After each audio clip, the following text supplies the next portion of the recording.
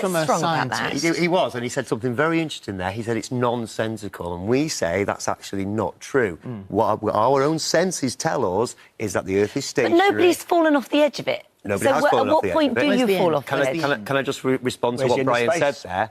He said things disappear behind the curve, and one of the main reasons why we believe that the Earth is a fixed stationary plane is because things aren't disappearing as quickly as they should be. We can see cities and mountains and islands 40, 60 or 100 miles. The world photography distance record is 273 miles, right? And we can see the tips of the Pyrenees from the south of France, and you shouldn't be able to see it. You can't see the base of them. Well, of course not. Because the Earth is round. Not because of the Earth is round, and because of perspective, and because of the way light works, and because of the way our eyes work. We interviewed on it. One of the highlights of my career, actually, was interviewing Major Tim Peake up in space on the International Space Station. Right. Now, he brought in his beautiful book. You see the curvature of the Earth. You very clearly see that it's a circle. So are you telling me that this interview with him, I'm talking to somebody that's just made that up or wasn't actually there? Or He's not. He's not in outer space. Where is he then? In a Hollywood studio type. Not necessarily environment. Hollywood maybe studio, here. but maybe where we are now.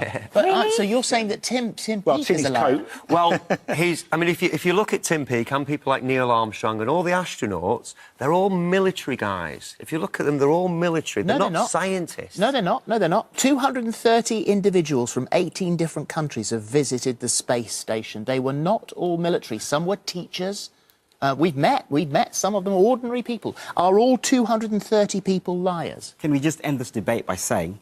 No way can we. We've got a beautiful globe over here. It's been going for quite some time. We've got a fantastic globe over here, right? I'm going to ask ISS, NASA, whatever, to zoom out of the Earth right now and show us planes, right, from a distance, let's say 233,000 miles away, because we've got the technology. A bit like that. And let's show aeroplanes flying upside down underneath here. Let's zoom to show people walking upside down. Let's do that, and we will... I'll come back here and apologise. The space station can't zoom out to 230. It can't zoom out to beyond where... So can we get a probe out? Can we get a probe out? We've done that. It's only 250 of the whole Earth, and showing aeroplanes flying upside down underneath the globe? Can we see that? All we see is CGI. There are apps that can show you that. What, aeroplanes flying upside down? Live? No. Wow. Yes, there's the live positioning of all the aeroplanes on the world that are on there. But not an actual... Because the Hubble telescope sees very, very deep into space, doesn't it? So what we're asking NASA to do here now on live television is turn that telescope round and zoom in on the Earth, right, and show us live pictures of people walking on the side, and underneath. These pictures are live now. You want them to zoom in and see actual people. You want to see the whole Earth. And zoom in. Actual people. That's what military satellites do. They zoom in and target. So can we see it? Have you watched a science fiction film that looks quite real? Science fiction. Exactly. Exactly. Science fiction. fiction. I'm going to lay down. I'm going to lay down a gauntlet now. We had a debate at the weekend with three lovely physicists. Two of them are going for their PhD. One of them has got their PhD. Yeah. We are now laying down the gauntlet to Brian Cox, and I would love to have a few actors involved, like Neil deGrasse Tyson and Bill Nye. We love actors, so if they can come along as well, that'd be great. And we'll debate them. Absolutely. We'll get our team around the world.